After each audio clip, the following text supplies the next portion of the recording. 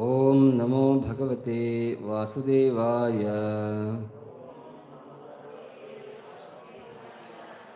ಓಂ ನಮೋ ಭಗವತೆ ವಾಸುದೇವಾಯ. ಓಂ ನಮೋ ಭಗವತೆ ವಾಸುದೇವಾಯ. ನಾರಾಯಣಂ ನಮಸ್ಕೃತ್ಯ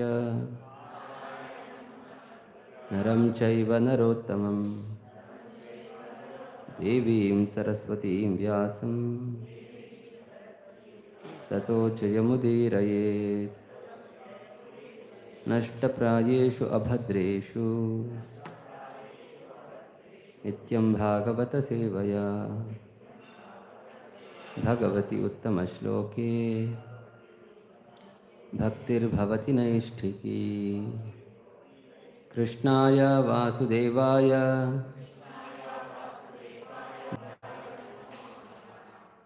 ಹರೇ Krishna. So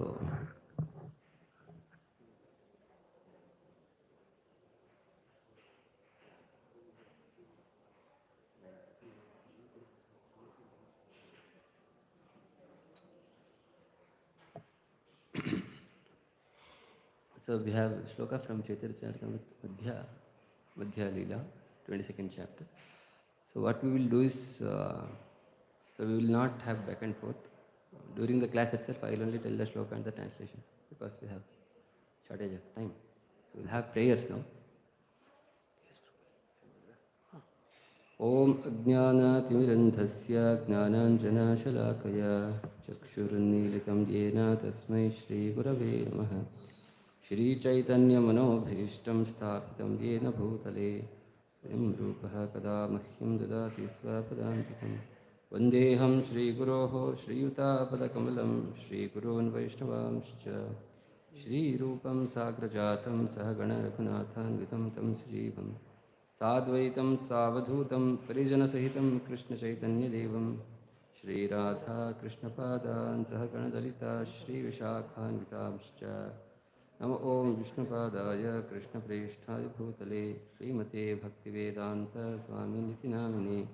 Namaste Saraswate Deve Gauravani Pracharine Nirvishesha Shunyavadi Paschatyatishatarine. Namo Mahavadanyaya Krishna Prema Pradayate Krishnaya Krishna Chaitanya Namne Gauratvishe Namaha. He Krishna Karuna Sindho Dinabandho Jagatpate Gopesha Gopika Kanta Radha Kanta Namostute. Tapta Kanchana Gaurangi Radhe Vrindavaneshwari Shabhano Sute Devi Pranamami Haripriye. Vancha Kalpatarubhyascha Kripa Sindhubhya Evacha Patitanam Pavanebhyo Vaishnavebhyo Namo Namaha. Shri Krishna Chaitanya Prabhu Nityananda Shri Advaita Gadadhara Srivasadi Gaurabhaktavrinda.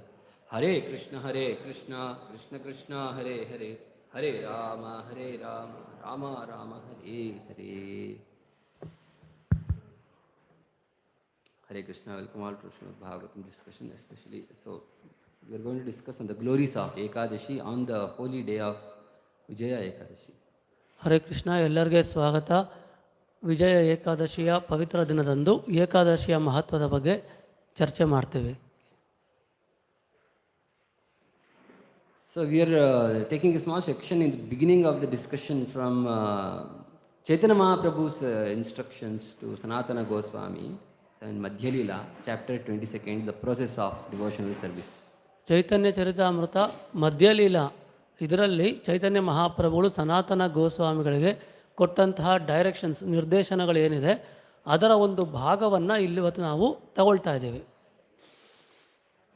Mahaprabhu says, now I shall speak about the characteristics of devotional service by which one can attain the shelter of Krishna and his loving transcendental service. ಮಹಾಪ್ರಭುಗಳು ಹೇಳ್ತಾರೆ, ನಾನು ಈಗ ಕೆಲವು ಗುಣಲಕ್ಷಣಗಳನ್ನು ಮತ್ತು ಕೆಲಸ ವಿಧಾನಗಳನ್ನು ಹೇಳ್ತೀನಿ. ಆ ಲಕ್ಷಣಗಳು ಮತ್ತು ವಿಧಾನಗಳನ್ನು ಅನುಸರಿಸುವುದರ ಮುಖಾಂತರ ಒಬ್ಬ ವ್ಯಕ್ತಿ ಭಕ್ತಿ ಸೇವೆಯನ್ನು ಪಡೆಯಬಹುದು. So that is a section Mahaprabhu is speaking.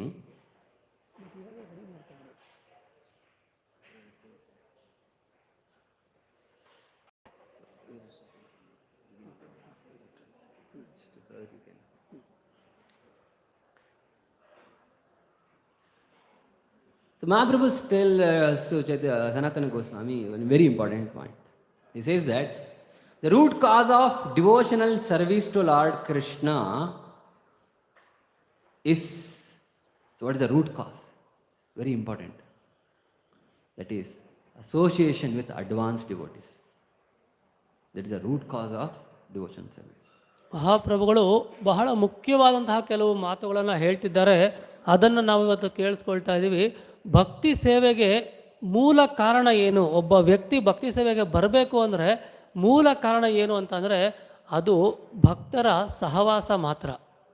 In fact, Mahaprabhu says that even if one's love for Krishna awakens, one's love for Krishna, even after it awakens, association with devotees is still most essential.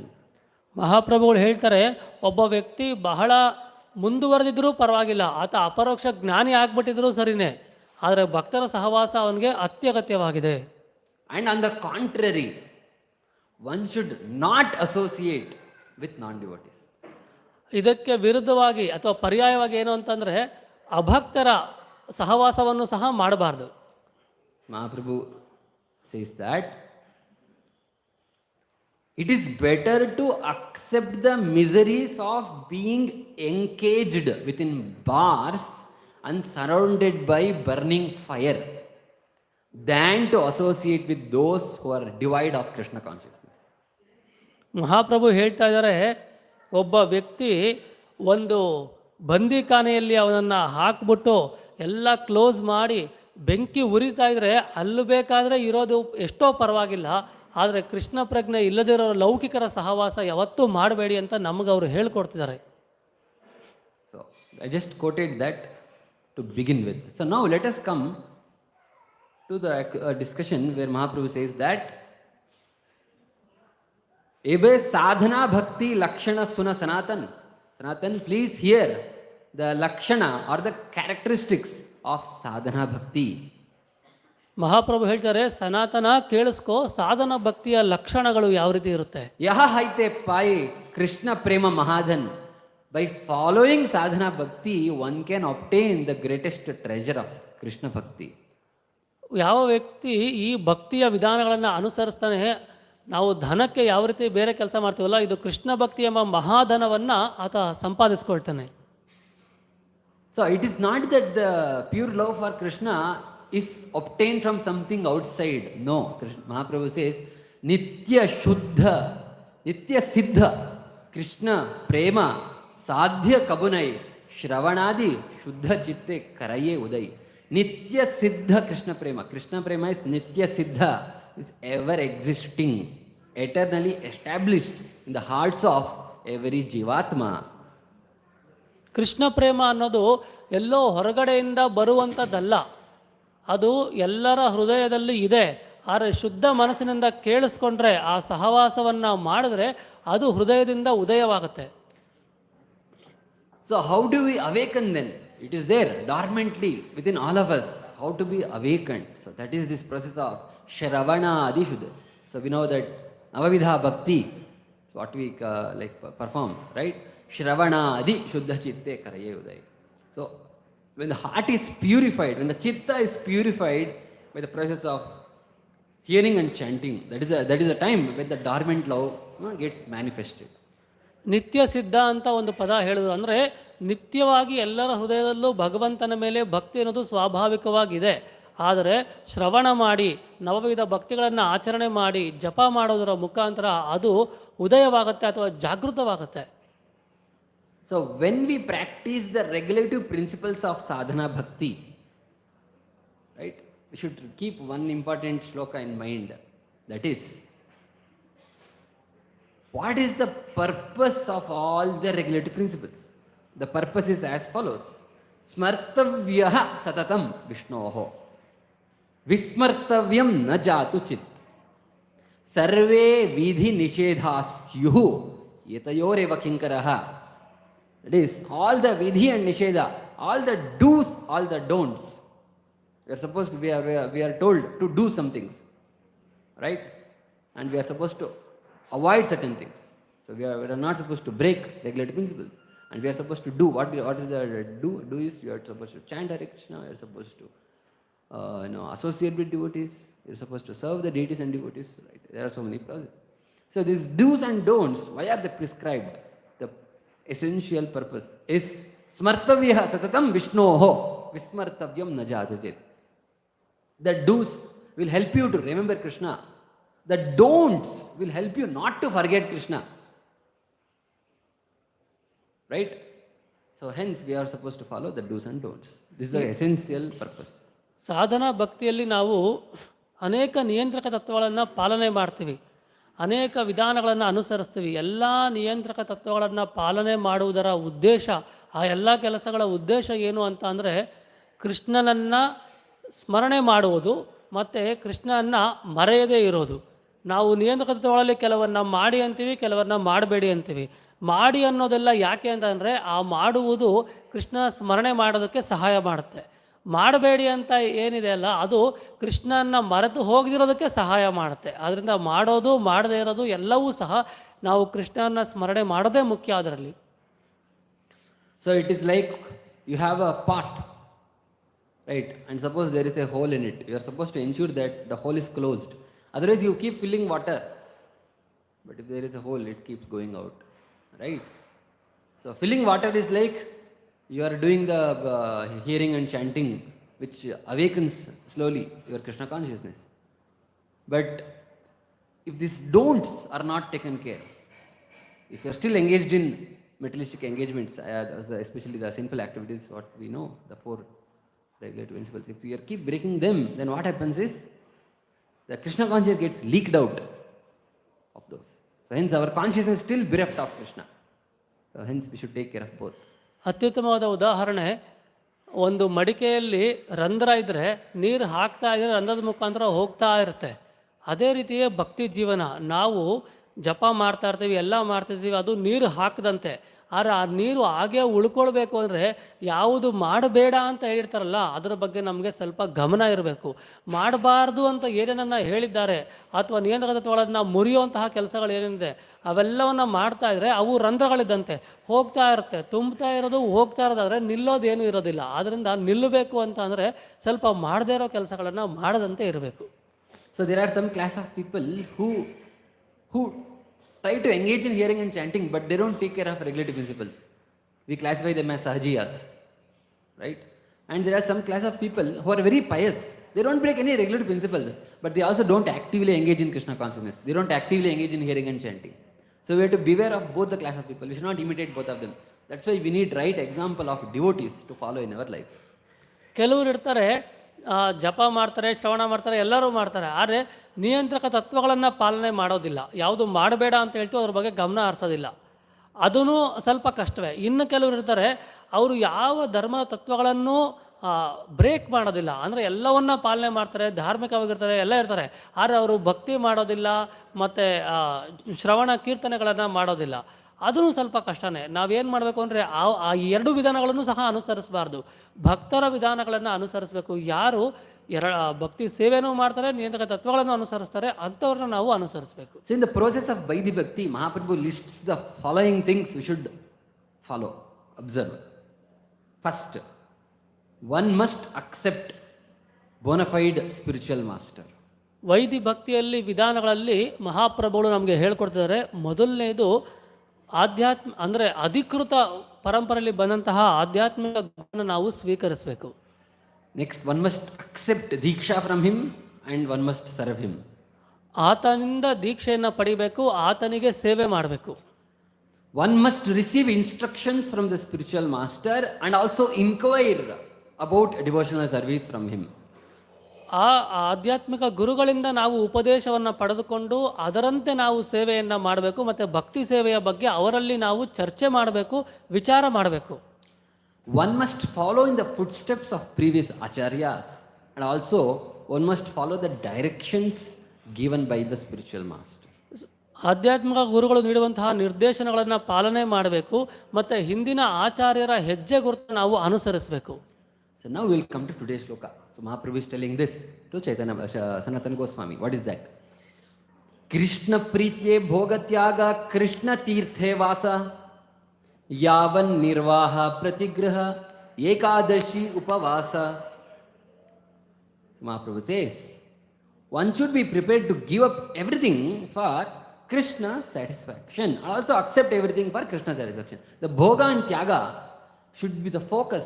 If you are accepting something or you are rejecting something, what is the focus? The focus is Krishna Preeti. If it is going to satisfy Krishna, I will accept it even though I may not like it. And if it is not going to make Krishna happy, I will not accept it even if I like it. Krishna Preetiye Bhogatyaga. ಈ ಶ್ಲೋಕದಲ್ಲಿ ಇವತ್ತಿನ ಶ್ಲೋಕ ಏನು ವಿಚಾರ ಇದೆ ಅದರ ಬಗ್ಗೆ ಇವಾಗಿಂದ ಪ್ರಾರಂಭ ಮಾಡ್ತಿದ್ದೀವಿ. ಅಲ್ಲಿ ಹೇಳ್ತಾರೆ ಕೃಷ್ಣ ಪ್ರೀತಿಯೇ ಭೋಗತ್ಯಾಗ. ಭೋಗವಾಗಲಿ ತ್ಯಾಗವಾಗಲಿ ಅದು ಕೃಷ್ಣನಲ್ಲಿ ಕೇಂದ್ರೀಕೃತವಾಗಿರಬೇಕು. ಅಂದರೆ ಕೃಷ್ಣನಿಗೋಸ್ಕರ ಅಥವಾ ಕೃಷ್ಣನ ತೃಪ್ತಿಗೋಸ್ಕರ ಏನನ್ನ ಬೇಕಾದರೂ ತ್ಯಾಗ ಮಾಡೋಕ್ಕೆ ನಾವು ಸಿದ್ಧವಾಗಿರಬೇಕು. ಮತ್ತು ಕೃಷ್ಣನ ತೃಪ್ತಿಗೋಸ್ಕರ ಏನನ್ನು ಬೇಕಾದ್ರೂ ಸ್ವೀಕರಿಸೋದಕ್ಕೂ ನಾವು ಸಿದ್ಧರಾಗಿರಬೇಕು. ಆದರೆ ನಮ್ಮ ಇಷ್ಟಾನಿಷ್ಟಗಳಿಗೆ ಬೆಲೆ ಇಲ್ಲ. ನಮಗೆ ಇಷ್ಟ ಇದೆ ಅಂತ ಅಂದ್ರೆ ಮಾತ್ರಕ್ಕೆ ಅದು ಕೃಷ್ಣನಿಗೆ ತೃಪ್ತಿ ಆಗಲ್ಲ ಅಂದರೆ ನಾವು ಅದನ್ನು ಬಿಟ್ಬಿಡ್ಬೇಕು. ನಮ್ಗೆ ಇಷ್ಟ ಇಲ್ಲ ಅಂದ್ರೂ ಕೃಷ್ಣನಿಗೆ ತೃಪ್ತಿ ಆಗುತ್ತೆ ಅಂದರೆ ಅದನ್ನು ನಾವು ಸ್ವೀಕರಿಸಬೇಕು. So this is very essential for sadhana bhaktas, because raganuga bhaktas already their heart is completely aligned with what Krishna wants. They only like what Krishna likes and they don't like what Krishna don't like. That is the state of raganuga bhakta. But in the case of sadhana bhaktas, we have so many other desires also which are not in line with Krishna consciousness. We are in the process of purification. Hence it is very essential for us to follow these guidelines, right? Do what Krishna wants or Krishna likes to do, likes you to do, or don't do what Krishna does not like to do. ಸಾಧನ ಭಕ್ತ ಮತ್ತು ರಾಗಾನುಗ ಭಕ್ತ ಎರಡು ಪದಗಳನ್ನು ಬಳಸಿದರೆ, ರಾಗಾನುಗ ಭಕ್ತರು ಈಗಾಗಲೇ ಉನ್ನತ ಸ್ಥಾನವನ್ನು ಅವರು ತಲುಪಿರ್ತಾರೆ. ಅವರಿಗೆ ಕೃಷ್ಣನ ಬಿಟ್ಟು ಬೇರೇನೂ ವಿಚಾರನೇ ಇರಲ್ಲ. ನಾವು ಏನು ಮಾಡಿದ್ರೂ ಅವರು ಕೃಷ್ಣನ ಬಿಟ್ಟು ಬೇರೆ ವಿಚಾರ ಅವ್ರಿಗೆ ಬರೋಕ್ಕೆ ಸಾಧ್ಯ ಇಲ್ಲ. ಆದರೆ ನಿಮ್ಮಂತಹ ಸಾಧನ ಭಕ್ತರಿಗೆ ಇದು ಬಹಳ ಮುಖ್ಯ. ಕೃಷ್ಣನಿಗೆ ಪ್ರಜ್ಞೆಗೆ ಅನುಕೂಲವಾದನ್ನು ಸ್ವೀಕರಿಸಬೇಕು, ಪ್ರತಿಕೂಲವಾದನ್ನು ಬಿಟ್ಟುಬಿಡಬೇಕು. ಅದು ನಮಗೆ ಬಹಳ ಮುಖ್ಯ. ನೆಕ್ಸ್ಟ್ ಇಸ್ ಕೃಷ್ಣ ತೀರ್ಥೆ vasa. Stay purposes one must live in place where Krishna is present. That is basically holy places like Mathura, Vrindavan, Mayapur, or a Krishna's temple. Even Krishna's temple is a place where Krishna stays. ಮತ್ತು ಕೃಷ್ಣ ತೀರ್ಥದಲ್ಲಿ ವಾಸ ಮಾಡಿ ಅಂತ ಮಹಾಪ್ರಭುಗಳು ಹೇಳ್ತಾರೆ. ಅಂದರೆ ಕೃಷ್ಣ ಎಲ್ಲಿ present ಇದ್ದಾರೋ ಅಲ್ಲಿ ನಾವು ವಾಸ ಮಾಡಬೇಕು. ಉದಾಹರಣೆಗೆ ಪ್ರಭುಪಾದ ಹೇಳಿದರೆ ಮಥುರಾದಲ್ಲಿರಿ, ವೃಂದಾವನದಲ್ಲಿರಿ. ಆಗಲ್ಲ ಅಂದರೆ ಕೃಷ್ಣ ದೇವಾಲಯದಲ್ಲಿರಿ, ಅಲ್ಲಿ ಕೃಷ್ಣ ಇದ್ದಾನೆ. Next is yavan nirvaha pratigraha. So pratigraha means accept things. You accept material resources as much as nirvaha means nirvahane means to take care of one's body and soul together. That much you accept material. So even though you are like, we have to earn money and everything, so we should ensure that it should not go to prayas. It should not be doing out of lobha. It should doing out of, yes, we have to take care of body and soul, right, together. So that for that purpose only you work hard to earn resources. ಲೌಕಿಕ ವ್ಯವಹಾರಗಳನ್ನು ಎಷ್ಟು ಮಾಡಬೇಕು ಅಂದರೆ ಮಹಾಪ್ರಭುಗಳು ಭಾಳ ಚೆನ್ನಾಗಿ ಹೇಳ್ತಾರೆ. ಎಷ್ಟು ಮಾಡಬೇಕು ಅಂತ ಅಂದರೆ ಅಷ್ಟು ಆ ಲೌಕಿಕತೆಯನ್ನು ಎಷ್ಟು ಸ್ವೀಕರಿಸಬೇಕು ಅಂದರೆ ಈ ದೇಹವನ್ನು ರಕ್ಷಣೆ ಮಾಡಿಕೊಳ್ಳೋದಕ್ಕೆ ಎಷ್ಟು ಬೇಕೋ ಅಷ್ಟು ಮಾತ್ರ ನಾವು ಸ್ವೀಕರಿಸಬೇಕು. ಲೋಭದಿಂದ ಹೆಚ್ಚು ಲೌಕಿಕ ವ್ಯವಹಾರಗಳಲ್ಲಿ ತೊಡಗಬಾರದು. ಫೈನಲಿ ಮಹಾಪ್ರಭು ಸೇಸ್ ಏಕಾದಶಿ ಉಪವಾಸ. One must fast on the day of Ekadashi. ಕೊನೆಗೆ ಮಹಾಪ್ರಭುಗಳು ಹೇಳ್ತಾರೆ ಏಕಾದಶಿ ದಿನದಂದು ಉಪವಾಸ ಮಾಡಿ ಅಂತ. So now we will look at quotes from various Puranas and other places, right, on the glories of Ekadashi. ವಿವಿಧ ಪುರಾಣ ಮತ್ತು ಇತರ ಸ್ಥಳಗಳಲ್ಲಿ ಏನು ಏಕಾದಶಿಯ ಮಹತ್ವದ ಬಗ್ಗೆ ಹೇಳಿದ್ದಾರೆ ಅದನ್ನು ಕೇಳಿಸ್ಕೊಳ್ಳೋಣ. So first to begin with, we will quote from Prabhupada's purport. Prabhupada says that development of Krishna consciousness is exhibited by proportionate material detachment, vairagya. Right? When you start tasting Krishna rasa, Krishna consciousness, right, Krishna bhakti rasa, naturally our taste for material things must reduce. That is a sign of real advancement. ಪ್ರಭುಪಾದರ ಭಾವಾರ್ಥದಿಂದ ಮೊದಲನೇದು ನಾವು ಕೇಳಿಸ್ಕೊಳ್ಳೋಣ. ನಾವು ಕೃಷ್ಣ ಪ್ರಜ್ಞೆಯಲ್ಲಿ ಎಷ್ಟು ಬೆಳಿತಿದ್ದೀವಿ ಅಂತ ಅಂದರೆ ಲೌಕಿಕವನ್ನು ಎಷ್ಟು ಕಳಿತಿದ್ದೀವೋ ಅಷ್ಟು ಇಲ್ಲಿ ಬೆಳಿತಿದ್ದೀವಿ ಅಂತ ಅರ್ಥ. ಅಥವಾ ನಮಗೆ ಲೌಕಿಕ ವಿಚಾರದಲ್ಲಿ ಆಸಕ್ತಿ ಎಷ್ಟು ಕಡಿಮೆ ಆಗ್ತಿದೆಯೋ, ಆಧ್ಯಾತ್ಮಿಕ ವಿಚಾರದಲ್ಲಿ ಎಷ್ಟು ಆಸಕ್ತಿ ಹೆಚ್ಚಾಗ್ತಿದೆಯೋ ಅದು ನಾವು ಬೆಳಿತಿದ್ದೀವ ಇಲ್ವಾ ಅನ್ನೋದು ನಮಗೆ ತಿಳಿಸುತ್ತೆ. Prabhupada says one has to perform Krishna consciousness in tapasya, austerity. One should fast on 2 Ekadashi days, which falls on the 11th day of both the Pakshas, the Shukla Paksha and Krishna Paksha. And also one should fast on other holy days like birthdays of Krishna, Mahaprabhu, Lord Rama, etc. ಪ್ರಭುಪಾದರು ಭಾವಾರ್ಥದಲ್ಲಿ ಹೇಳ್ತಿದ್ದಾರೆ, ಭಕ್ತಿಯನ್ನ ತಪಸ್ಯದ ಮುಖಾಂತರ ಆಚರಣೆ ಮಾಡಬೇಕು. ಅದರಲ್ಲಿ ತಪಸ್ಸಲ್ಲಿ ಪ್ರಮುಖವಾಗಿರೋದು ಅಂದರೆ 2 ಪಕ್ಷಗಳಲ್ಲಿ ಬರುವಂತಹ ತಿಂಗಳಲ್ಲಿ ಬರುವ 2 ಏಕಾದಶಿಗಳು. ಅವತ್ತು ನಾವು ಉಪವಾಸವನ್ನು ಆಚರಣೆ ಮಾಡಬೇಕು. ಭಗವಂತನ ಅವತಾರದ ದಿನಗಳಂದು, ಆಚಾರ್ಯರ ಆವಿರ್ಭಾವ ಮತ್ತು ತೀರೋಭಾವ ದಿನಗಳಂದು ನಾವು ಉಪವಾಸವನ್ನು ಆಚರಣೆ ಮಾಡಬೇಕು. First, let us look at Chaitanya Charitamrita, the pastime of Mahaprabhu and Sachimata. ಇದಾದ ನಂತರ ಪ್ರಭುಪಾದರ ಭಾವಾರ್ಥ ತಿಳ್ಕೊಂಡ್ವಿ. ಚೈತನ್ಯ ಮಹಾಪ್ರಭು ಮತ್ತು ಶಚಿಮಾತೆ ಅವರ ಸಂವಾದದಲ್ಲಿ ಕೆಲವು ವಿಷಯ ಬರುತ್ತೆ, ಅದನ್ನು ಇವಾಗ ಕೇಳಿಸ್ಕೊಳ್ಳೋಣ. Mahaprabhu is just boy, okay, a small boy, and he falls at the feet of Sachimata. And Sachimata is surprised. So Mahaprabhu asks, please give me one promise. One promise. Mother said, whatever you ask, I am going to give you. Mahaprabhu says, small child, he says, on Ekadashi, please do not eat grains. That is a promise Mahaprabhu took from his mother. ಒಮ್ಮೆ ಏನಾಗುತ್ತೆ, ಚೈತನ್ಯ ಮಹಾಪ್ರಭುಗಳು ಚಿಕ್ಕ ಹುಡುಗ ತಾಯಿಯ ಪಾದಕ್ಕೆ ಬಿದ್ದು ಕೇಳ್ಕೊಳ್ತಾರೆ, ನನಗೊಂದೇ ಒಂದು ಮಾತು ಕೊಡ್ತೀಯಾ, ಒಂದು ಮಾತು ನಡೆಸ್ಕೊಡ್ತೀಯಾ ಅಂತ. ತಾಯಿ ಹೇಳ್ತಾರೆ, ನಿನಗೋಸ್ಕರ ಏನು ಬೇಕಾದ್ರೂ ಕೊಡಕ್ಕೆ ನಾನು ಸಿದ್ಧ ಆಗಿದ್ದೇನೆ, ಒಂದು ಮಾತು ನಡೆಸ್ಕೊಡಲ್ವ ಹೇಳು ಅಂದಾಗ ಮಹಾಪ್ರಭು ಕೇಳ್ತಾರೆ, ದಯವಿಟ್ಟು ಏಕಾದಶಿ ದಿನ ಧಾನ್ಯಗಳನ್ನು ಸ್ವೀಕರಿಸಬೇಡ ಅಂತ ಅವರು ಕೇಳ್ಕೊಳ್ತಾರೆ, ಆ ಮಾತು ಕೊಡು ಅಂತ. Now, purpose of fasting on Ekadashi. What is the purpose of fasting on Ekadashi? Haribhakti Vilasa mentions the following 4 reasons. ಹರಿಭಕ್ತಿ ವಿಲಾಸದಲ್ಲಿ ಉದ್ದೇಶ, ಯಾಕೆ ನಾವು ಏಕಾದಶಿ ಆಚರಣೆ ಮಾಡಬೇಕು, ಉದ್ದೇಶ ಏನು ಅಂತ ಹೇಳ್ತಾರೆ. 4 reasons. First is, that is a rule in the Shastra, so that's why we have to observe, as we discussed, Vidhi Nisheda.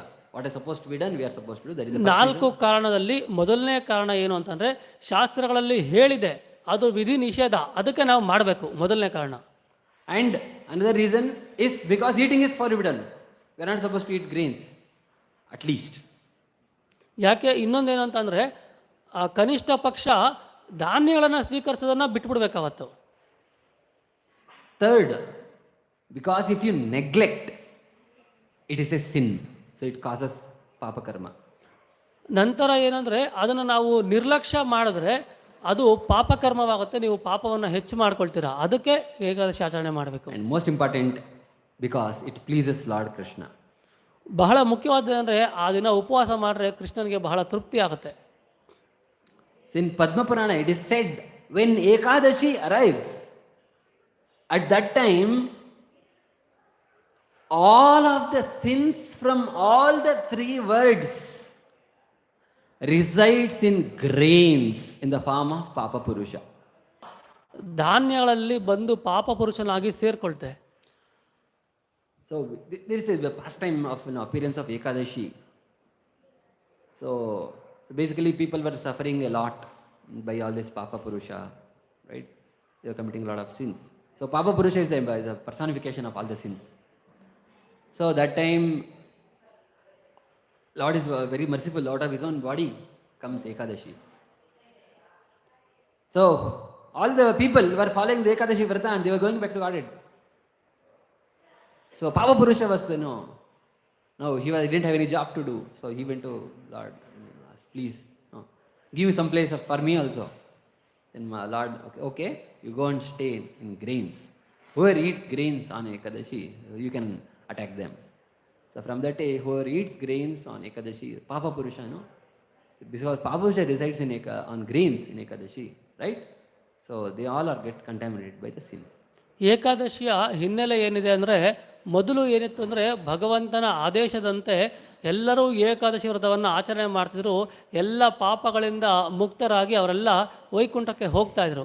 ಆಗ ಪಾಪ ಪುರುಷ ಬಂದು ಭಗವಂತನಲ್ಲಿ ಕೇಳ್ಕೊಳ್ತಾನೆ, ನನ್ನನ್ನು ನೀನೇ ಸೃಷ್ಟಿ ಮಾಡಿರೋವನು, ನನಗೂ ಒಂದು ಅವಕಾಶ ಕೊಡಬೇಕಲ್ವ, ಆದ್ದರಿಂದ ನನಗೆ ಏನು ಕೆಲಸ ಇದೆ, ಎಲ್ಲರೂ ಈ ಥರ ಹೋದರೆ ಅಂದಾಗ ಏಕಾದಶಿಯ ದಿನದಂದು ನೀನು ಧಾನ್ಯಗಳಲ್ಲಿ ವಾಸ ಮಾಡು, ಅದನ್ನು ಯಾರು ಸ್ವೀಕಾರ ಮಾಡ್ತಾರೋ ಅವರು ಪಾಪಗಳಿಗೆ ಒಳಗಾಗ್ತಾರೆ ಅಂತ ಭಗವಂತ ಹೇಳ್ತಾರೆ. In fact, Haribhakti Sinasa says that if someone eats grains on Ekadashi, then he eats not grains, he is eating sins. And go to the extent that it's the amount of sin committed is as much as eating a cow. ಹರಿಭಕ್ತಿ ವಿಲಾಸದಲ್ಲಿ ಹೇಳ್ತಾರೆ, ಏಕಾದಶಿ ಎಂದು ಯಾರು ಧಾನ್ಯ ಸ್ವೀಕಾರ ಮಾಡ್ತಾನೆ ಆತ ಧಾನ್ಯ ತಿಂತಿರಲ್ಲ, ಪಾಪಗಳನ್ನೇ ತಿಂತಿರ್ತಾನೆ, ಮತ್ತು ಹಸುವನ್ನು ಕೊಂದು ತಿನ್ನುವಂತ ಅದು ಆಗತ್ತೆ, ಅಷ್ಟು ಸಮವಾಗತ್ತೆ. In fact, it is said in Gautamiya Tantra, which is cited in our Bhakti Sandarbha and in Hari Bhakti Vilasa. So what is said is that if a Vaishnava eats grains on Ekadashi, his worship of Vishnu becomes worthless. ಒಬ್ಬ ವೈಷ್ಣವನಾದವನು ಏಕಾದಶಿ ಎಂದು ಧಾನ್ಯ ಸ್ವೀಕಾರ ಮಾಡಿದ್ರೆ ಅವನ ಭಕ್ತಿ ಮತ್ತು ಅವನ ವಿಷ್ಣು ಪೂಜೆ ಎಲ್ಲವೂ ಸಹ ಅಪ್ರಯೋಜಕವಾಗುತ್ತೆ.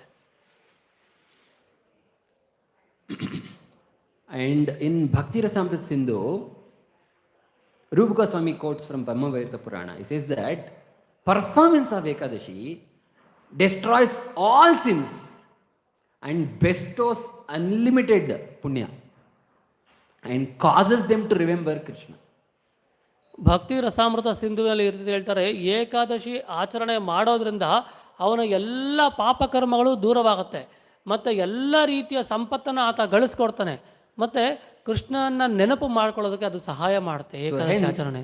The essential part of following Ekadashi Vrata is first is to destroy our whatever past sins is there. Second is to attain and acquire lot of Sukriti, which helps us to remember Krishna. ಎರಡು ಮುಖ್ಯ ಏಕಾದಶಿ ಆಚರಣೆ ಮಾಡೋದಕ್ಕೆ ಮುಖ್ಯ ಕಾರಣಗಳೇನು ಅಂತಂದರೆ, ಒಂದು ನಾವು ಅನೇಕ ಜನ್ಮಗಳಲ್ಲಿ ಮಾಡಿರುವಂತಹ ಎಲ್ಲ ಪಾಪಕರ್ಮಗಳನ್ನು ನಾಶ ಮಾಡೋದಕ್ಕೆ, ಇನ್ನೊಂದು ಅದರಿಂದ ಪ್ರಾಪ್ತಿಯಾಗುವಂತಹ ಸುಕೃತಿಯಿಂದ ಭಗವಂತನ ಸದಾ ನೆನಪು ಮಾಡಿಕೊಳ್ಳುವಂತೆ ಆಗೋದಕ್ಕೆ. In Padma Purana, it is said about the glories of Ekadashi that in the 3 words there is no kind of fasting which can even be compared to that of Ekadashi fasting. ಪದ್ಮಪುರಾಣದಲ್ಲಿ ಹೇಳ್ತಾರೆ, ಏಕಾದಶಿಯ ವ್ರತಕ್ಕೆ ಸಮವಾದಂತಹ ವ್ರತ 3 ಲೋಕಗಳಲ್ಲಿ ಯಾವುದೂ ಇಲ್ಲ. Even if one performs the fasting of Ekadashi without a proper attitude, even then he is going to achieve supreme abode. ಒಬ್ಬ ವ್ಯಕ್ತಿ ಏಕಾದಶಿಯನ್ನು ಸರಿಯಾದ ಸ್ವಭಾವದಲ್ಲಿ ನಡವಳಿಕೆಯಲ್ಲಿ ಮಾಡಲಿಲ್ಲ ಅಂದರೂ ಸರಿ, ಆತನಿಗೆ ಪರಂಧಾಮ ಪ್ರಾಪ್ತಿಯಾಗುತ್ತೆ. It is said that if one performs fasting on the day of Ekadashi with full devotion, what happens to him by the mercy of Supreme Lord, even I cannot say. So, it is said in Padma Purana. ಅಲ್ಲಿ ಹೇಳಿದರೆ, ಯಾರಾದರೂ ಎಲ್ಲ ಶ್ರದ್ಧಾ ಭಕ್ತಿಯಿಂದ ಏಕಾದಶಿನ ಆಚರಣೆ ಮಾಡಿದ್ರೆ ಭಗವಂತ ಪರಮ ಸಂತೃಪ್ತನಾಗಿ ಆ ಭಕ್ತನಿಗೆ ಏನು ಕೊಡ್ತಾನೆ ಅಂತಂದರೆ ಅದು ನನ್ನ ಕೈಲೂ ಹೇಳೋಕ್ಕಾಗಲ್ಲ, ಅದು ಅವರ್ಣನೀಯ. So, when one is like supposed to fast, right? Before 8 years of age, a child cannot fast, so exempted. Before 8 years, a child is exempted from fasting, and up to 80 years one should fast. So, beyond 80 also exempted. So from 8 years to 80 years one is supposed to observe this Ekadashi. ಶಾಸ್ತ್ರಗಳಲ್ಲಿ ಕೆಲವು ವಿನಾಯಿತಿಯನ್ನು ಕೊಟ್ಟಿದ್ದಾರೆ. ಏನಂದರೆ 8 ವರ್ಷದ ಒಳಗಿನ ಮಕ್ಕಳಿಗೆ ಉಪವಾಸ ಮಾಡೋದು ಕಷ್ಟ ಆಗುತ್ತೆ, ಅವರು ವಿನಾಯಿತಿ ಪಡ್ಕೊಳ್ಬಹುದು. 80 ವರ್ಷದ ಮೇಲ್ಪಟ್ಟ ವಯಸ್ಕರಿಗೂ ಸಹ ಕಷ್ಟ ಆಗಬಹುದು, ಅವರು ವಿನಾಯಿತಿ ಪಡ್ಕೊಳ್ಬೋದು. ಎರಡರ ನಡುವೆ ಇರೋರು ಮಾತ್ರ ಮಾಡಲೇಬೇಕು. So I'll just narrate a small story from Skanda Purana about the glories of Ekadashi, and then we can conclude for question and answers. So the story goes as follows. So there is a king, so I think king's name is mostly Veerabahu. So he was so opulent, and he had a very chaste, wonderful wife who was constantly only thinking about him. And his kingdom was very prosperous, and he used to also always encourage all his citizens of the kingdom to only worship Lord Vishnu and nobody else. So in this way, the kingdom was flourishing. So once great sage Bharadwaja visits his kingdom. ಸ್ಕಂದ ಪುರಾಣದ ಒಂದು ಉಲ್ಲೇಖವನ್ನು ತೆಗೆದುಕೊಳ್ತಿದ್ದಾರೆ. ವೀರಬಾಹು ಎನ್ನುವಂತಹ ಒಬ್ಬ ರಾಜ ಇದ್ದ. ಆತನಿಗೆ ಬಹಳ ಪತಿವ್ರತೆಯಾದಂತಹ ಹೆಂಡತಿ ಇದ್ದಳು. ಮತ್ತು ಅವನ ರಾಜ್ಯವೂ ಸಹ ಸಂಪದ್ಭರಿತವಾಗಿತ್ತು. ಅವನು ಎಲ್ಲರನ್ನೂ ಸಹ ವಿಷ್ಣು ಆರಾಧನೆಯನ್ನು ಮಾಡೋದಕ್ಕೆ ಪ್ರೋತ್ಸಾಹ ಮಾಡ್ತಿದ್ದ. ಆ ವಿಷ್ಣು ಆರಾಧನೆಯಿಂದ ರಾಜ್ಯ ಸಮೃದ್ಧವಾಗಿತ್ತು. So when Bharadwaj Muni comes, immediately king goes and prostrates, obeisances, welcomes him with Arghya, Padya, Achaman and everything, makes him seated in a proper seat, and then first of all he thanks him for coming. He says that great sages like you, it's very rare to be even seen, and by your presence only, right, we will be able to think of Krishna. Like that he glorifies the sage unlimitedly. ಆ ರಾಜನ ಆಸ್ಥಾನಕ್ಕೆ ಭಾರದ್ವಾಜ ಮುನಿಗಳು ಬರ್ತಾರೆ. ಭಾರದ್ವಾಜ ಮುನಿಗಳು ಬಂದ ಕೂಡಲೇ ರಾಜ ಮುನಿಗಳಿಗೆ ಎಲ್ಲ ರೀತಿಯ ಸತ್ಕಾರವನ್ನು ಮಾಡ್ತಾರೆ. ನಿಮ್ಮಂತಹ ಮುನಿಗಳು ಬರೋದೇ ಬಹಳ ವಿರಳ, ಮತ್ತು ಇದು ಒಂದು ರೀತಿಯ ಸುಕೃತ ಸೌಭಾಗ್ಯನೇ ಹೌದು ಅಂತ ಬಹಳ ಹೊಗಳುತ್ತಿರ್ತಾರೆ ಅವ್ರನ್ನ. So then Bharadwaj Muni glorifies Veerabahu. He says that it is very fortunate to be born in your kingdom, because just by being taken birth in your kingdom, one is by whatever rules you have made, they cannot think of anything else other than Krishna. So hence it is a great fortune to even take birth in your kingdom. So he glorifies king also. ಭಾರದ್ವಾಜರು ರಾಜನನ್ನು ಹೊಗಳ್ತಾರೆ. ನಿನ್ನ ರಾಜ್ಯದಲ್ಲಿ ಹುಟ್ಟೋದೇ ಒಂದು ಅದೃಷ್ಟ ಸೌಭಾಗ್ಯ ಅಂತ ಹೇಳ್ಬೋದು. ಯಾಕಂದರೆ ನೀನು ಯಾವ ರೀತಿ ನಿಯಮಗಳನ್ನು ಮಾಡಿದ್ಯಾ ಅಂದರೆ ಯಾರೂ ಸಹ ಕೃಷ್ಣನ ಮರೆಯೋದಕ್ಕೆ ಸಾಧ್ಯನೇ ಇಲ್ಲ. ಆದರೆ ನಿನ್ನ ರಾಜ್ಯದಲ್ಲಿ ಹುಟ್ಟಿದ್ರೆ ಸಾಕು, ನೆಕ್ಸ್ಟ್ ವೈಕುಂಠಕ್ಕೆ ಹೋಗ್ಬಿಡ್ತಾನೆ ಅವನು. So that is the power of king who is Krishna conscious. ಅದು ಒಬ್ಬ ರಾಜಕೀಯದ ಒಂದು ಶಕ್ತಿ ಅಂಥವ್ರಿದ್ರೆ. So like this, they go for each other, and that time Veerabahu actually thinks, actually I have been blessed with such a wonderful kingdom, citizens, and also very devoted wife. So he was actually very much amazed by the devotion what his wife showed towards him. So these are all things, I feel I am extremely fortunate to get all this. What was the reason? What did I do in my previous life that I have got this? Can you please help me? ಭಾರದ್ವಾಜರಿಗೆ ರಾಜ ಕೇಳ್ತಾನೆ, ನನಗೆ ನನ್ನನ್ನು ಬಹಳ ಪ್ರೀತಿಸುವಂತಹ ಹೆಂಡತಿ ಇದ್ದಾಳೆ, ನನಗೆ ಅನುಗುಣವಾಗಿ ನಡ್ಕೊಂಡು ಹೋಗ್ತಾಳೆ, ಒಳ್ಳೆ ರಾಜ್ಯ ಇದೆ, ಜನರು ಸಹ ಎಲ್ಲ ಸಾತ್ವಿಕರಿದ್ದಾರೆ, ನಾನು ಏನು ಮಾಡಿದ್ದೀನಿ, ಇದು ಯಾವ ಪುಣ್ಯ ಮಾಡಿದ್ದೀನೋ, ಇಂತಹ ಒಂದು ಸುಕೃತ ಸೌಭಾಗ್ಯ ನನಗೆ ಲಭ್ಯವಾಗಿದೆ, ಹೇಳ್ತೀರಾ? So that time Bharadwaj starts narrating. Actually in your previous life you were a Shudra, and your current wife was your wife in the previous life also. And unfortunately, you did not follow any Varna Dharma. So Shudra is supposed to perform some Varna Dharma, you didn't follow. You were very evil, you used to hurt others, you used to kill others, you used to snatch others' property, snatch others' wife, so many things. You were committing all kind of sins. But your wife was devoted. She never left you. But all other relatives, they abandoned you. And eventually you became all alone and you entered forest. And your wife followed you to the forest. Bharadwaj ಮುನಿಗಳು ಹೇಳ್ತಾರೆ, ನಿನ್ನ ಹಿಂದಿನ ಜನ್ಮದಲ್ಲಿ ನೀನೊಬ್ಬ ಶೂದ್ರನಾಗಿದ್ದೆ, ನೀನು ಯಾವುದೇ ವರ್ಣಾಶ್ರಮ ಧರ್ಮವನ್ನು ಪಾಲನೆ ಮಾಡ್ತಾ ಇರಲಿಲ್ಲ, ಒಳ್ಳೆ ಕೆಲಸಗಳನ್ನು ಮಾಡ್ತಿರಲಿಲ್ಲ, ಬೇರೆಯವರಿಗೆ ನೋವು ಮಾಡೋದು, ಅವರ ಸಂಪತ್ತನ್ನು ಕಸಿದುಕೊಳ್ಳೋದು, ಈ ರೀತಿ ಎಲ್ಲ ಮಾಡ್ತಾ ಇದ್ದೆ. ನಿನ್ನ ಕುಟುಂಬದವರೆಲ್ಲ ನಿನ್ನನ್ನು ಆಚೆ ತಳ್ಳಿದರು. ಆದರೆ ನಿನ್ನ ಹೆಂಡತಿ ಇದ್ದಲ್ಲ, ಆಕೆ ಬಹಳ ಧರ್ಮಿಷ್ಠೆಯಾಗಿದ್ಲು, ಮತ್ತು ಎಲ್ಲರೂ ಸೇರಿ ನಿನ್ನನ್ನು ಕಾಡಿಗೆ ಅಟ್ಟದಾಗ ನಿನ್ನ ಹೆಂಡತಿನೂ ಸಹ ನಿನ್ನನ್ನು ಹಿಂಬಾಲಿಸಿದ್ಲು. So there he settled down near a bank of a river, and with a small cottage, and he used to hunt animals and eat the fruits whatever is available. So what happens is, once a old brahmana, he actually lost his way, and he enters that forest, and he is very tired, and he has not eaten, so he is hungry also, and also it's midday, so hot sun, so he faints. And that time this evil Shudra, not even a Shudra, because he was not following any Shudra dharma, so this fellow sights him and he goes and gives him some treatment, gives him some water and says, come near, there is my cottage, you can come and take rest and we will offer you fruits. In this way he treats brahmana properly and takes him. ಒಮ್ಮೆ ಅಂದರೆ ಇಬ್ಬರನ್ನು ಕಾಡಿಗೆ ಹಟ್ಬಿಟ್ರಲ್ಲ, ಅಲ್ಲಿ ಒಂದು ಗುಡಿಸಲನ್ನು ಮಾಡಿಕೊಂಡು ಒಂದು ನದಿ ಹತ್ರ ಇರ್ತಿದ್ರು. ಮತ್ತು ಆ ವ್ಯಕ್ತಿ ಆ ಪ್ರಾಣಿಗಳನ್ನು ಬೇಟೆಯಾಡಿ ಹೀಗೆ ಜೀವನ ನಡೆಸ್ತಾ ಇದ್ದ.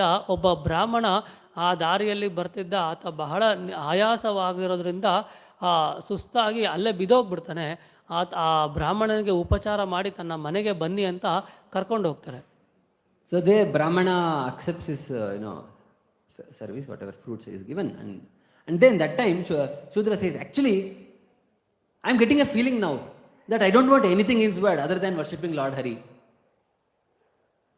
and I just want to associate with people like you and develop my Krishna consciousness. So these are the kind of feelings I am getting, and why did I undergo all this suffering? Can you please enlighten?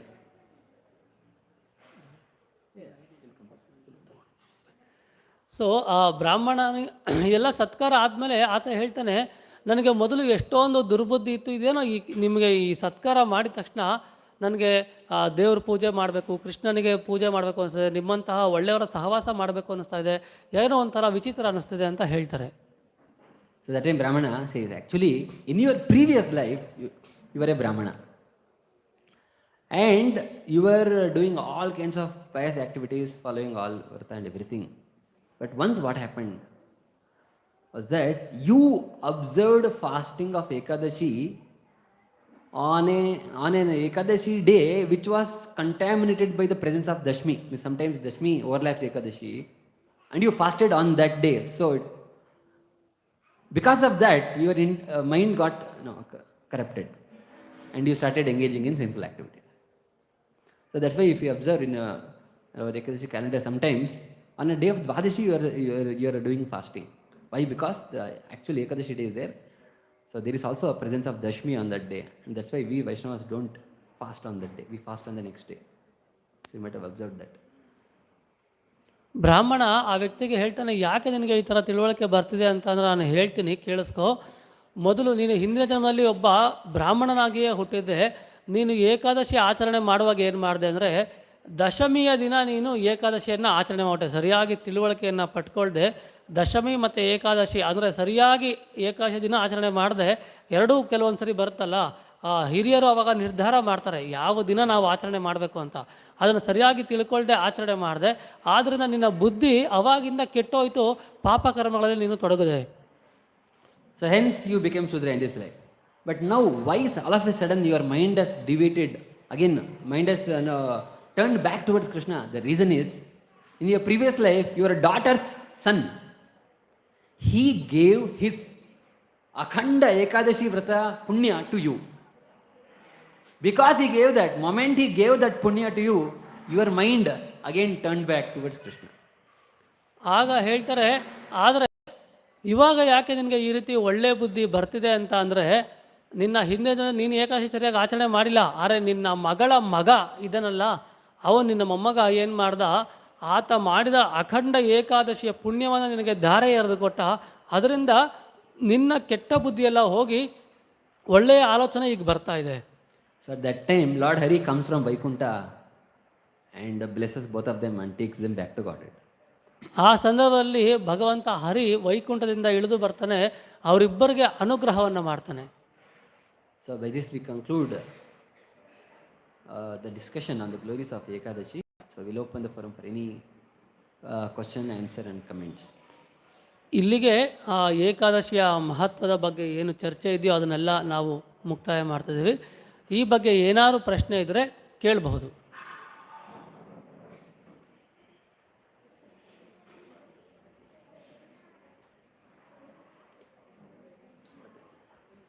ಏನಾದರೂ ಪ್ರಶ್ನೆ ಇದ್ದರೆ ಕೇಳಬಹುದು. ಹರೇ ಕೃಷ್ಣ ಮತ್ತೆ ಹೇಳಿ.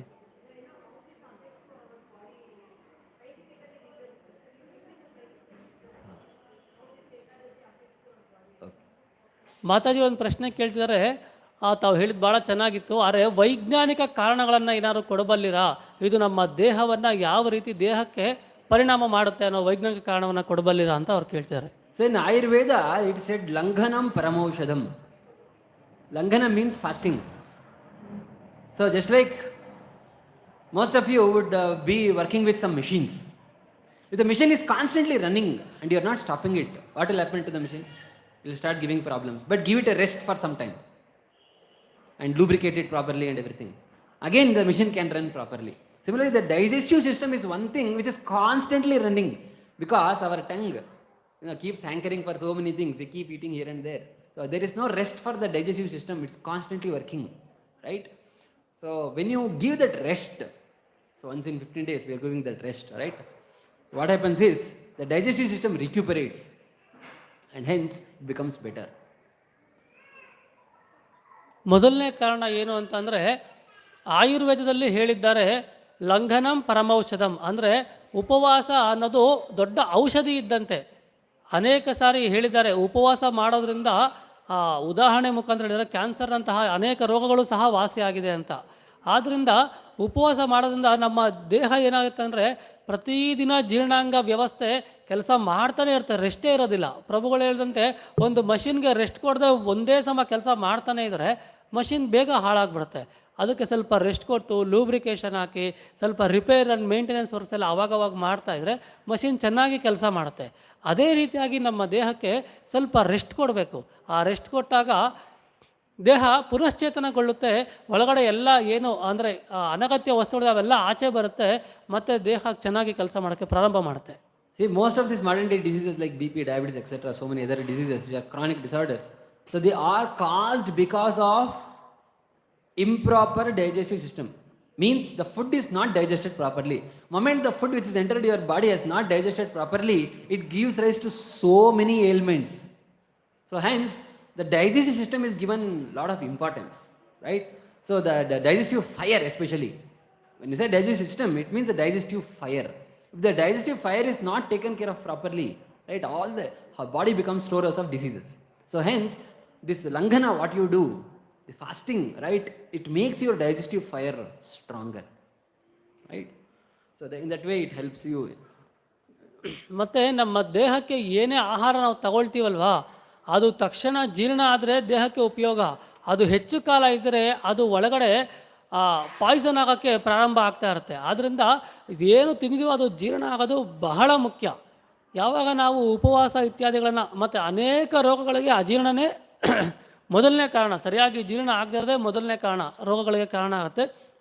ಯಾವಾಗ ಉಪವಾಸವನ್ನು ನಾವು ಆಚರಣೆ ಮಾಡ್ತೀವಿ, ಆ ಉಪವಾಸದಿಂದ ನಮ್ಮ ಜೀರ್ಣಾಂಗ ವ್ಯವಸ್ಥೆ ಚೇತನಗೊಳ್ಳುತ್ತೆ, ಮತ್ತು ಏನು ಅಗ್ನಿ ಒಳಗಡೆ ಜೀರ್ಣಾಗ್ನಿ ಇದೆ ಅಲ್ಲ ಅದು ಗಟ್ಟಿಯಾಗುತ್ತೆ, ಸ್ಟ್ರಾಂಗ್ ಆಗುತ್ತೆ. ಆದ್ದರಿಂದ ನಮ್ಮ ಬೇರೆ ಸಮಸ್ಯೆಗಳೆಲ್ಲ ದೂರ ಆಗ್ತಾ ಬರುತ್ತೆ.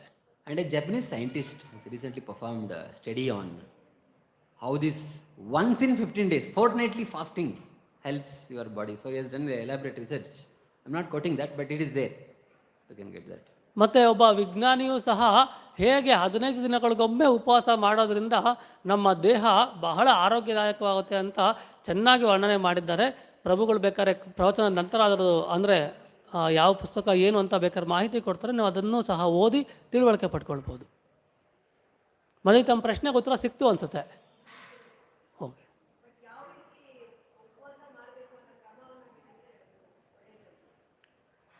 Yeah, so there are various levels of fasting what we practice. The best way if you can follow is nirjala. But many of us are not capable to do it. So then take at least say water, milk and say fruits, right? And if even that is not enough, one can eat some allowed items, right? We eat sabudana is there, varai is there, like that. We make some items and eat. And we should completely avoid any type of grains. Grains includes rice, wheat and all those, plus dals, right? Moong dal and tur dal, all those dals, and beans. Beans is not allowed. Okay, other vegetables like think potato and some other few vegetables are allowed, that can be taken. ಅಂದರೆ ಏಕಾದಶಿ ಆಚರಣೆ ಮಾಡೋದ್ರಲ್ಲೂ ಕೆಲವು ಹಂತಗಳಿದೆ. ಮೊದಲನೇ ಹಂತ ನಿರ್ಜಲ. ಅನೇಕರು ಆಚರಣೆ ಮಾಡ್ತಾರೆ, ಆ ದಿನ ನೀರನ್ನು ಸಹ ಅವರು ಕುಡಿಯೋದಿಲ್ಲ, ಮೊದಲನೇದು. ಎರಡನೇದು ನೀರು ಕುಡಿದು ಕೆಲವರು ಏಕಾದಶಿಯನ್ನು ಆಚರಣೆ ಮಾಡ್ತಾರೆ. ಇನ್ನು ಕೆಲವರು ಆಗೋದಿಲ್ಲ, ಅಶಕ್ತಿ ಆಗುತ್ತೆ ಅನ್ನೋರು ಹಾಲು ಮತ್ತು ಹಣ್ಣು ತಗೊಳ್ತಾರೆ. ಅದು ಹಾಗೆ ಹಾಲು, ಹಣ್ಣು, ತರಕಾರಿ ಅಲ್ಲಿವರೆಗೂ ಹೋಗಬಹುದು. ಯಾರಿಗೆ ತುಂಬ ಕೆಲಸ ಇದೆ, ಅವಾಯ್ಡ್ ಮಾಡಲಿಕ್ಕಾಗಲ್ಲ, ಅಥವಾ ಕೆಲವು ರೋಗ ಅಂದರೆ ಸಮಸ್ಯೆ, ಆರೋಗ್ಯ ಸಮಸ್ಯೆ ಇರುತ್ತೆ, ಅಂಥವರು ಕೆಲವು ಅಲೌಡ್ ಫುಡ್ಸ್ ಇದೆ, ಆಚಾರ್ಯರು ಅದರ ಬಗ್ಗೆ ಚೆನ್ನಾಗಿ ಆಲೋಚನೆ ಮಾಡಿ ಹೇಳಿದ್ದಾರೆ. ಅಂದರೆ ಇವಾಗ ಇವತ್ತು ನಾವು ಪ್ರಸಾದ ಕೊಡ್ತೀವಲ್ಲ, ಅಂದರೆ ಸಾಬುದಾನ ಇರ್ಬೋದು ಅಥವಾ ಸಬ್ಬಕ್ಕಿ ಅಂತೀವಲ್ಲ ಅದು, ಮತ್ತು ಕಡಲೆ ಬೀಜ, ಆ ಥರ ಅವರವರ ಶಕ್ತಿಗೆ ಅನುಗುಣವಾಗಿ ನಾವು ಇದನ್ನು ಆಚರಣೆ ಮಾಡೋದಕ್ಕೆ ಹೋಗಬೇಕು. But grains compulsory avoid. ಆದರೆ ಯಾವುದೇ ಕಾರಣಕ್ಕೂ ಸಹ ಧಾನ್ಯಗಳು ತಗೊಳ್ಳುವಂತೆ ಇಲ್ಲ. ಧಾನ್ಯ, ಅಕ್ಕಿ, ಬೇಳೆ, ಕಾಳು ಅವ್ಯಾವುದೂ ನಾವು ತಗೊಳ್ಳೋಂಗಿಲ್ಲ. ತರಕಾರಿ ತಗೊಳ್ಬೇಕಾದ್ರೂ ಸ್ವಲ್ಪ ಯೋಚನೆ ಮಾಡಿ ತಗೊಳ್ಬೇಕು. Any more? ಬೇರೆ ಏನಾದ್ರು ಪ್ರಶ್ನೆ ಇದೆಯಾ? ಒಂದು ಸೆಕೆಂಡ್ ಮದಿ. ಬೇರೆ ಏನಾದ್ರು ಪ್ರಶ್ನೆ ಇದೆಯಾ ಇನ್ಯಾರಿಗಾದರೂ?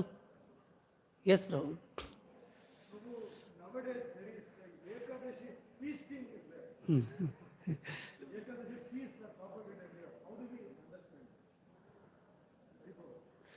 ಪ್ರಭು ಹೇಳಿದ್ರು ಏಕಾದಶಿ ಫೀಸ್ಟಿಂಗ್ ಅಂತಲೂ ಸಹ ಅನೇಕರು ಮಾಡ್ತಾರೆ. ಅಂದರೆ ಇವತ್ತು ಏಕಾದಶಿ, ಧಾನ್ಯ ತಗೊಳ್ಳಲ್ಲ, ಸ್ವಲ್ಪ ಫ್ರೂಟ್ ಸಲಾಡು, ಹಾಲು, ಕ್ಯಾರೆಟ್ ಹಲ್ವಾ ಎಲ್ಲ ಆ ಥರ ಅದರಲ್ಲೇ ಫೀಸ್ಟ್ ಮಾಡಿಬಿಡ್ತಾರೆ. ಸೊ ಇದ್ರ ಬಗ್ಗೆ ಏನು ಹೇಳ್ತೀರಾ ನೀವು? The word upavasa has to be understood properly. Upavasa is not just abstaining from eating. The very important point is keeping our consciousness close to Lord. So chanting, hearing, etc. So the purpose of fasting is to engage your mind in direct Krishna conscious activities. Right? So as a result, since you are supposed to do that, people in kitchen, right, they also have to think about Krishna, and so naturally their work is reduced if you don't eat cooked food. If you eat only fruits and milk, you're not even lighting the stove, right? So hence their work is reduced, and you also, right, you are not putting your mind in eating, you are just doing bare minimum fruits, whatever, and then you are engaging your mind in Krishna consciousness activities. So the purpose is important. If you do Ekadashi feasting of all the allowed items on Ekadashi, again what happens is, again the elaborate kitchen arrangement is required, and for that you have to, so much of mind gets diverted there, and mind is taken away from the essential activities of hearing and chanting. So what is the whole purpose achieved by the Ekadashi feasting? Okay, you may not incur sin of eating grains, that's the only thing avoided, but other than that, the central purpose of focusing our mind on Krishna is not achieved, because still the mind is engaging in sense gratificatory activities, right? So that is not recommended. As much as possible, avoid the feasting on Ekadashi. Ekadashi, eat bare minimum, what you can tolerate. Ekadashi ಎಂದು ಮೊದಲು ಉಪವಾಸ ಅನ್ನೋ ಪದದ ಅರ್ಥ ನಾವು ತಿಳುವಳಿಕೆ ಪಡ್ಕೊಳ್ಬೇಕು. ಪ್ರಭುಗಳು ಹೇಳಿದರೆ ಉಪ ಅಂದರೆ ಹತ್ತಿರ, ವಾಸ ಮಾಡುವುದು ಅಂದರೆ ಭಗವಂತನ ಹತ್ತಿರ ವಾಸ ಮಾಡುವುದು. ಭಗವಂತನ ಹತ್ತಿರ ವಾಸ ಮಾಡುವುದಂದರೆ ಭಗವಂತನಿಗೆ ಸಂಬಂಧಿಸಿದಂತಹ ಚಟುವಟಿಕೆಗಳನ್ನು ಹೆಚ್ಚು ಮಾಡೋದು, ಶ್ರವಣ ಮಾಡೋದು, ಜಪ ಮಾಡೋದು, ಪುಸ್ತಕ ಓದೋದು, ಇವೆಲ್ಲವನ್ನು ಸಹ ನಾವು ಏಕಾದಶಿ ದಿನದಂದು ಮಾಡಬೇಕಾಗತ್ತೆ. ಅಂದರೆ ಹೆಚ್ಚು ಕೃಷ್ಣನ ಹತ್ತಿರ ಇರೋದಕ್ಕೆ ನಾವು ಸಮಯವನ್ನು ಕೊಡಬೇಕಾಗತ್ತೆ. ಫೀಸ್ಟಿಂಗ್ ಮಾಡಿದ್ರೆ ಧಾನ್ಯ ತಿನ್ನಲ್ಲ ಅನ್ನೋದೊಂದು ಬಿಟ್ಟರೆ ಬೇರೆ ಏನೂ ಒಳ್ಳೆ ಅಂದರೆ ಅಷ್ಟೊಂದು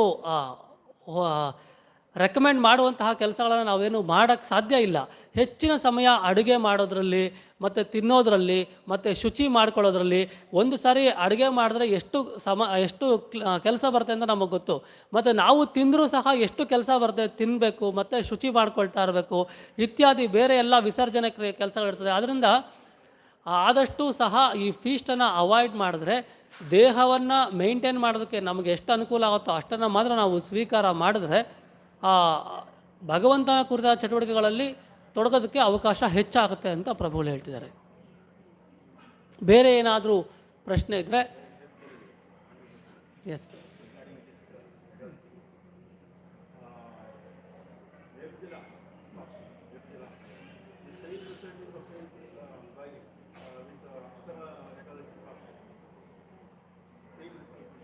ಪ್ರಭುಗಳು ಒಂದು ಒಳ್ಳೆಯ ಪ್ರಶ್ನೆ ಕೇಳಿದ್ದಾರೆ. ನೀವು ನಿರ್ಜಲ ಮಾಡ್ಬೋದು ಅಂತ ಹೇಳಿದ್ರಿ, ಆಗಿಲ್ಲ ಅಂದರೆ ಹಾಲು ಹಣ್ಣು ತೊಗೋಬೋದು ಅಂತ ಹೇಳಿದ್ರಿ, ಆಗಿಲ್ಲ ಅಂದರೆ ಕೆಲವು ಅಂದರೆ ಸಜೆಸ್ಟೆಡ್ ಐಟಮ್ಸ್ ತೊಗೊಳ್ಬೋದು ಅಂತ ಹೇಳಿದಿರಿ.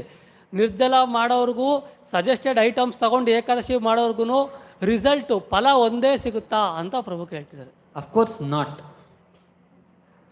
At the same time we should do what we are capable of doing. So you do nirjala, but you are since you are so weak, you are falling on bed and whole day you are spending on bed. No advantage.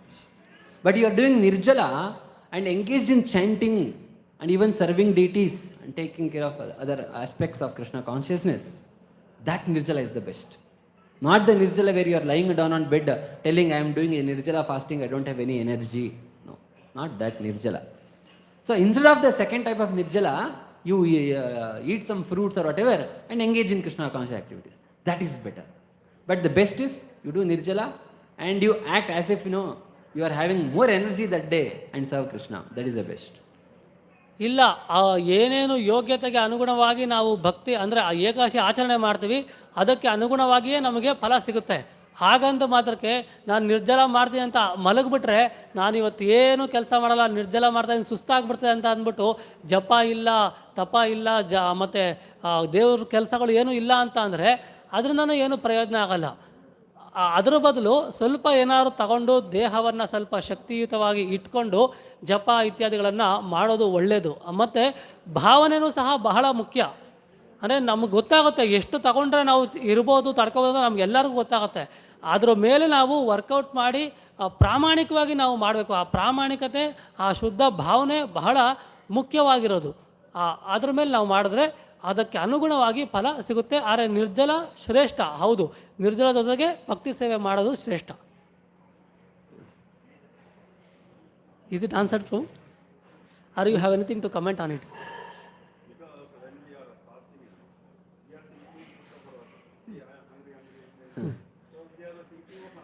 No, you don't.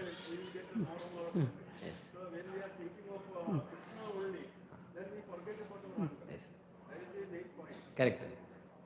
ಅದರಲ್ಲಿ ಪ್ರಭುಗಳು ಅದನ್ನೇ ಹೇಳಿದ್ರು. ಅಂದರೆ ಬರೀ ಹಂಗ್ರಿ ಅಂದರೆ ಹೊಟ್ಟೆ ಹಸುವಾಗ್ತಿರುತ್ತಲ್ಲ, ಅದನ್ನೇ ಯೋಚನೆ ಮಾಡ್ತಾ ಇದ್ರೆ ಏನೂ ಮಾಡೋಕ್ಕಾಗಲ್ಲ. ಹಂಗ್ರಿ ಬಗ್ಗೆ ಯೋಚನೆ ಮಾಡ್ತಾರೆ, ಹರಿ ಬಗ್ಗೆ ಯೋಚನೆ ಹೋಗ್ಬಿಡುತ್ತೆ ಆಮೇಲೆ. ಅದರಿಂದ ನಾವು ಕ್ಯಾಲ್ಕುಲೇಟ್ ಮಾಡಿ ಬುದ್ಧಿವಂತಿಕೆಯಿಂದ ಪ್ರಾಮಾಣಿಕತೆಯಿಂದ ಅದನ್ನು ನಾವು ಮಾಡಬೇಕಾಗತ್ತೆ. ಕೊನೆಯ ಒಂದು ಪ್ರಶ್ನೆ ಏನಾದರೂ ತಗೊಳ್ಬೋದು, ಯಾರ್ದು ಇಲ್ಲ ಅಂದರೆ ಮಾತಾಜಿ ಪ್ರಶ್ನೆ ತಗೊಳ್ತೀವಿ. ಎಸ್ ಪ್ರಭು. ಎಸ್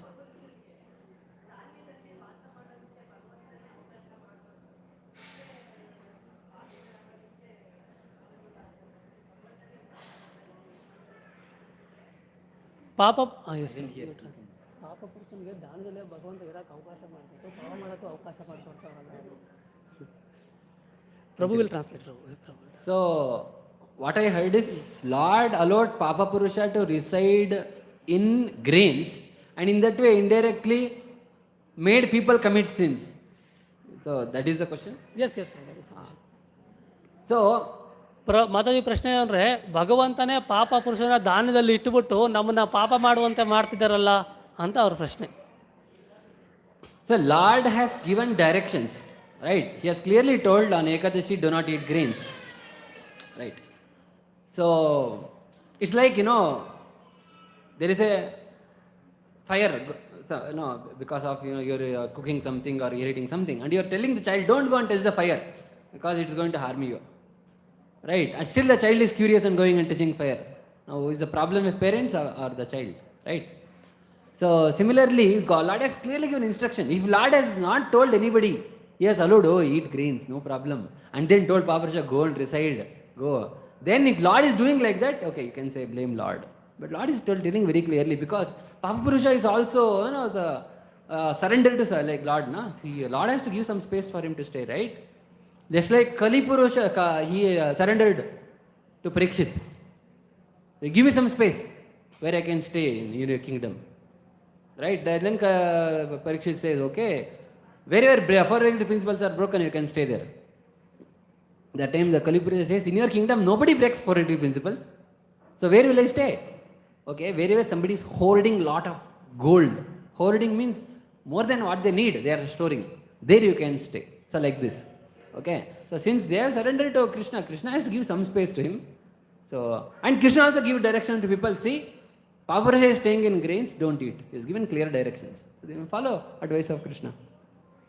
ಬಹಳ ಚೆನ್ನಾಗಿ ಪ್ರಭುಗಳು ಹೇಳಿದ್ರು 2-3 ಉದಾಹರಣೆಗಳ ಮುಖಾಂತರ. ಮೊದಲನೇದೇನು ಅಂತ ಅಂದರೆ, ಮಗು ಅಲ್ಲಿ ಒಂದು ಕಡೆ ಬೆಂಕಿ ಹತ್ತು ಉರಿತಾ ಇರ್ತದೆ. ಪೇರೆಂಟ್ಸ್ ಹೇಳ್ತಾರೆ, ಪೋಷಕರು, ಮಗು ಅಲ್ಲಿ ಹೋಗಬೇಡ ಬೆಂಕಿ ಇದೆ ಅಂತ.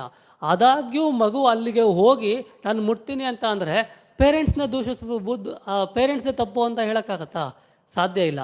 ಅಥವಾ ಹಂಗಾರೆ ದೇವರು ಬೆಂಕಿನ ಸೃಷ್ಟಿ ಮಾಡಬಾರ್ದಿತ್ತು, ಬೆಂಕಿ ಇರೋದ್ರಿಂದ ತಾನೇ ಮಗು ಅಲ್ಲಿ ಹೋಗಿದ್ದು, ಹಂಗೆ ಹೇಳ್ಬಾರ್ದಿತ್ತು. ಮಗು ಅರ್ಥ ಮಾಡ್ಕೊಳ್ಬೇಕು, ಅಥವಾ ಇವರು ರಕ್ಷಣೆ ಮಾಡಬೇಕು. ಒಂದು. ಇನ್ನೊಂದು, ಪಾಪ ಪುರುಷನೂ ಸಹ ಭಗವಂತ ಸೃಷ್ಟಿ ಮಾಡಿದಂತಹ ಒಬ್ಬ ವ್ಯಕ್ತಿ, ಆತನಿಗೂ ಒಂದು ಜಾಗ ಇರಬೇಕಲ್ವ. ನಮ್ಮ ಮಕ್ಕಳಲ್ಲಿ ತುಂಬ ಒಬ್ಬ ಎಲ್ಲ ಒಳ್ಳೆಯವರಾಗಿ ಒಬ್ಬ ಕೆಟ್ಟವನಾದ ಅಂದರೆ ಅವನೇನು ಗಾಳಿಲಿ ಇಡಿಸ್ತೀವೋ, ಎಲ್ಲೋ ಒಂದು ಕಡೆ ಹೋಗಿ ನೀನು ಇರಪ್ಪ ಅಂತ ಒಂದು ಜಾಗ ಕೊಡ್ತೀವಲ್ವ. ಸೊ ಭಗವಂತ ಸೃಷ್ಟಿ ಮಾಡಿದ್ಮೇಲೆ ಅವನಿಗೂ ಒಂದು ನೆಲೆ ಕೊಡಬೇಕು. ಇದು ಎರಡನೇ ವಿಷಯ. ಮೂರನೇ, ಬಹಳ ಚೆನ್ನಾಗಿ ಹೇಳಿದ್ರು ಪ್ರಭುಗಳು, ಭಗವಂತ ನಮ್ಗೆ ಎಚ್ಚರಿಕೆ ಕೊಡ್ತಾ ಇದ್ದಾರೆ, ಅವನು ಪಾಪ ಪುರುಷ, ಅವನನ್ನು ಅಲ್ಲಿ ನಾನು ಇಟ್ಟಿದ್ದೇನೆ, ಆದ್ದರಿಂದ ನೀನು ಅಲ್ಲಿಗೆ ಹೋಗಬೇಡ, ಅದನ್ನು ತಗೋಬೇಡ ಅಂತ ಭಗವಂತ ಹೇಳ್ತಿದ್ದಾರೆ. ಮೋಸಗಾರರು ಮಾಡ್ತಾರಲ್ಲ, ಯಾರಿಗೂ ತಿಳಿದಂಗೆ ಅದರೊಳಗಡೆ ಪಾಪನ ಇಟ್ಟು ನಿಮಗೆ ತಿನ್ನಕ್ಕೆ ಹೇಳಿ ತಿನ್ನಿಸ್ಬಿಟ್ಟು ಆಮೇಲೆ ಮಾಡಿ ಅಂತ ಏನು ಭಗವಂತ ಹೇಳ್ತಿಲ್ಲ. ಅವನಿಗೊಂದು ಜಾಗ ಕೊಡೋದು ಅನಿವಾರ್ಯ ಇದೆ, ಕೊಟ್ಟಿದ್ದೀನಿ, ನೀವು ಅಲ್ಲಿ ಹೋಗಬೇಡಿ ಅಂತ ಭಗವಂತ ಎಚ್ಚರಿಕೆ ಕೊಡ್ತಿದ್ದಾರಲ್ಲ. ಆದ್ದರಿಂದ ಭಗವಂತ ಕೊಡೋ ಎಚ್ಚರಿಕೆಯನ್ನು ನಮಗೆಲ್ಲರಿಗೂ ತಿಳುವಳಿಕೆ ಇದೆ, ಅಷ್ಟು ಅರ್ಥ ಮಾಡ್ಕೊಳ್ಳೋ ಇಂಗಿತ ಜ್ಞಾನ ನಮ್ಮೆಲ್ಲರಿಗೂ ಐತೆ. ಅದರಿಂದ ಅರ್ಥ ಮಾಡಿಕೊಂಡು ಅದನ್ನು ಫಾಲೋ ಮಾಡೋದು ಬಹಳ ಮುಖ್ಯ ಅಂತ ಪ್ರಭು ಹೇಳ್ತಿದ್ದಾರೆ. ಸೊ ಇಲ್ಲಿಗೆ ಪ್ರಶ್ನೆ ಉತ್ತರಗಳ ಜೊತೆಗೆ ಪ್ರವಚನ ನಾವು ಮುಗಿಸ್ತಾ ಇದ್ದೇವೆ. ಈಗ ಇವತ್ತು ನಮಗೆ ಶಿಕ್ಷಾ ಕಾರ್ಯಕ್ರಮ ಇದೆ, ಬಹಳ ಮುಖ್ಯವಾದಂತಹ ಒಂದು ಘಟ್ಟ. ಪ್ರಭುಗಳು ಸಹ ಸಾಧನ ಭಕ್ತಿ ಬಗ್ಗೆ, ತಪಸ್ಸಿನ ಬಗ್ಗೆ ಬಹಳ ಚೆನ್ನಾಗಿ ಹೇಳಿಕೊಟ್ಟಿದ್ದಾರೆ. ಪ್ರಭುಗಳಿಗೆ ಕೃತಜ್ಞತೆ ತೋರಿಸೋಕ್ಕೆ ಒಂದು ಸರಿ ನಾವೆಲ್ಲ ಹರೇ ಕೃಷ್ಣ ಮಹಾಮಂತ್ರ ಹೇಳೋದ್ರ ಮುಖಾಂತರ ಪೂಜ್ಯರಾದಂತಹ ರವೀಂದ್ರನಾಥ ಪ್ರಭುಗಳನ್ನು ಮುಂದಕ್ಕೆ ನಾವು ಸ್ವಾಗತ ಮಾಡ್ತಿದ್ದೇವೆ. Hare Krishna Krishna Krishna Hare Hare, Hare Rama Rama Rama Hare Hare. Thank you Prabhu.